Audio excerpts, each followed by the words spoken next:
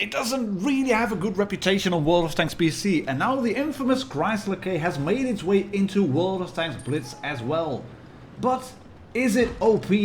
Is it a tank to rant about, or is it a tank that you want to have in your garage? Let's find out in today's video.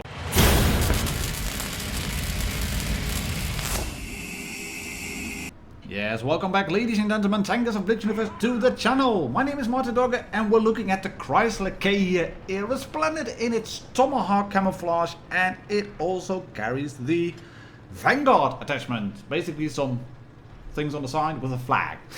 But the camouflage, it looks really good, the tank looks really good, and you can see it's really quick off the mark. So that's a good thing about it. One of the bad things about it is this, the gun. It's VK45 O2B.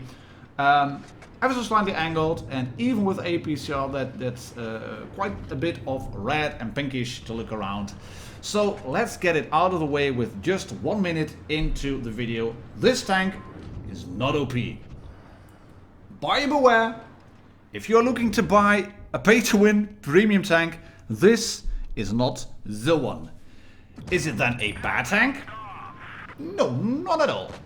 Is it a really strong tank, overpowered tank? Maybe overpowered, maybe really strong? No, it is not really strong. It has more than enough weak spots and weak things to really nullify that frontal armor. Because, as you can see, it is a rear-mounted tank, which is pretty unusual for an American tank. Most of them are low to the ground. This one is a very massive box. It has a really good front plate, and that one is set at quite a good angle. But the sides, they are at 110 in terms of armor, and they are slightly angled, but not much, mostly flat. So yeah, most of the shots will go through. And the gun, it's called the 105mm T5E1A, but for all intents and purposes, that's the T32 gun. And everybody who has played a little bit of Blitz knows that T32 does not have the best of guns.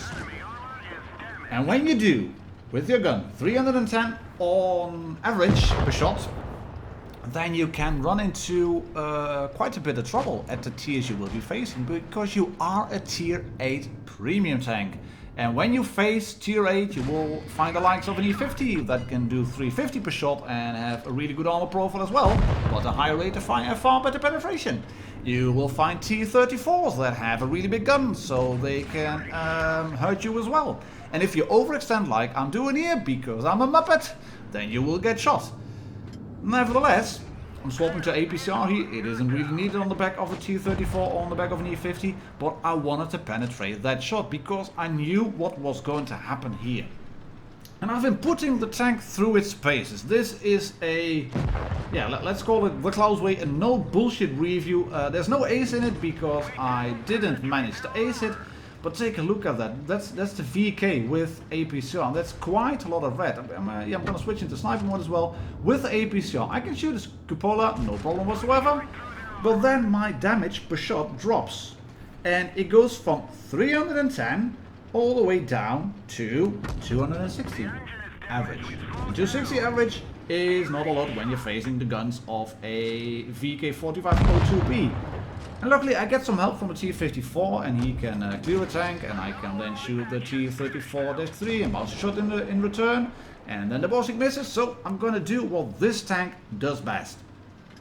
And let's go to a spot and basically hold it. That's what you have to do in this tank. It is not your typical American hold-on tank, and I can't stress typical enough. It is a hold-on tank, that's for sure, because the main armor is in the front plate, the turret fairly well armored. It's a nice rounded shape as well, not a lot of massive weak spots, but it is not a tank that can go hull down like a T34 or T32 can, because you have that rear mounted turret and you have only 5 degrees of gun depression over the side. You have a bit more over your sides, which is 10, because I don't know, that's part of the model. You can get 10 over your sides.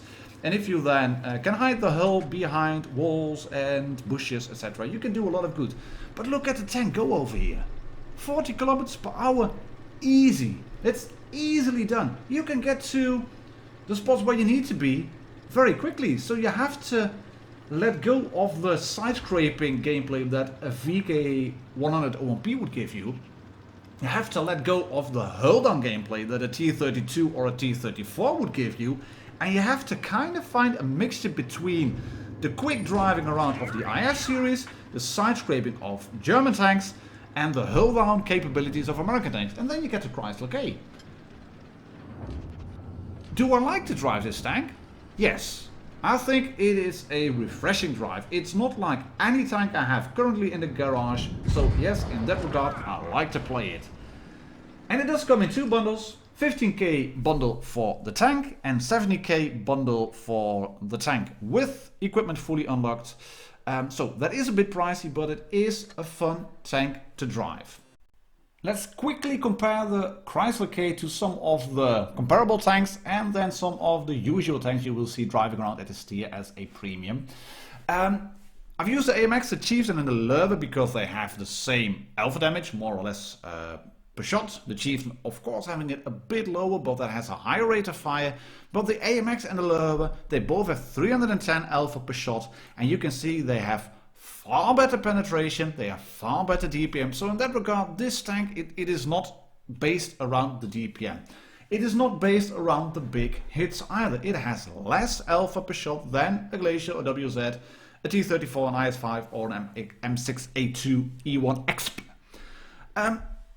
But the weapon handling, that's not too bad, 2.01 in terms of aim time. The dispersion, a bit highish, but movement upon rotation, it's a fairly stable gun platform. And you can see it has -10, that's listed on Blitz stars. Blitz Hanger actually says -6, which is confirmed. Over the front it is -6. And the aiming arc, of course, 180 degrees all around because of the turret. But you can see when it comes to the mobility, it has a fairly hefty engine. And it is a fairly light tank despite it being a heavy. And all of the other tanks have a worse mobility. This tank can really, it can really outshine an IS-5, which is a quick tank to go to spots on supremacy maps. It hits 40 kilometers per hour easily. So you have to use it as a mobile guard, really, as a fire brigade and as a frontline tank to soak up the hits. And to soak up those hits, you've got this as a armor profile. This is of course all flat, head-on from the side and from the back, using Blitz Hanger. And against tier 9s, well, sides, that's fairly easily penetrated. Even tier 7 battles, no problem whatsoever. But you can see the front plate and the turret, those are really good. But there's a catch. If you face the tank dead on, you can see that you can shoot just above the tracks. There it is, those little spots over there, above the tracks. They are angled backwards because they have to accommodate the driving wheel. And if a Chrysler goes hull down and it's hiding its lower plate, which isn't really brilliant in terms of armor, especially when it's hull down and you're angled backwards, you flatten out the plate, you can shoot it just above the tracks and you will be able to penetrate it constantly, really constantly. 176, that's not a lot. And the sides, those are really good. Look at that, 999 plus at 86 degrees, provided you keep the gun in between the tracks. So it can side scrape, it can go hull down, but the sides... And I wanted to show you two more games on today's video. One of them is a top tier game, as you can see on Oasis Palms, and I want to go into the town area.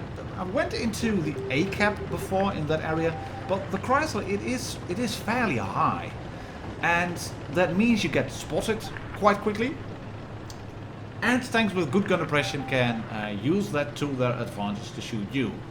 I'm going to use that falling tree. Take a look at that.